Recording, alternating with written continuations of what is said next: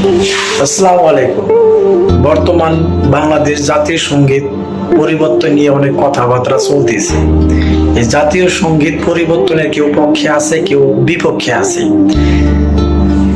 যারা বাংলাদেশ জাতীয় সঙ্গীত পরিবর্তন চায় না, আসলে তারা বাংলাদেশের জাতীয় সঙ্গীতের অর্থ বুঝেই না। যদি অর্থ বুঝতো তাহলে কিন্তু তারা জাতীয় সঙ্গীতের পরিবর্তনের পক্ষেই থাকতো। তা কেমন, কেউ বুঝা মুসলমান, কে না বুঝা মুসলমান, কে জ্ঞান থাকে ভিতরে, যদি ইসলামের কোন শিক্ষা থাকে, আপনি যদি ইসলাম বুঝেন তাহলে আপনি জাতীয় সঙ্গীতের অর্থ বুঝতে পারবেন। কারণ বাংলাদেশের জাতীয় সঙ্গীতের পক্ষে আমিও ছিলাম, কিন্তু এখন নাই। কি কারণে নাই? কারণ আমি বাংলাদেশ জাতীয় সঙ্গীতের অর্থ জানি, অর্থ বুঝি।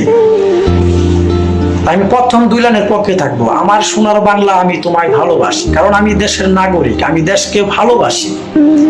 তারপরে যে দুইটা লাইন আছে, চিরদিন তোমার আকাশ তোমার বাতাস, তারপরে কিন্তু এই দুই লাইনের আমি বিপক্ষে চলে যাব। কারণ আকাশ দেওয়ার একমাত্র আল্লাহর ক্ষমতা আছে, বাতাস দেওয়া একমাত্র মহান রব্বুল আলামিনের ক্ষমতা আছে। দুনিয়া কারো আকাশ বাতাস দেওয়ার ক্ষমতা নাই।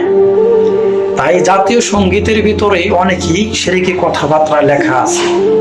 আগে অর্থ বুঝতে হবে, তারপরে এটা নিয়ে প্রতিবাদ করতে হবে। অনেকেই আছে অর্থ না জেনে না বুঝে লাফালাফি করে, প্রতিবাদ করে কি বাংলাদেশ জাতীয় সঙ্গীত পরিবর্তন করবে।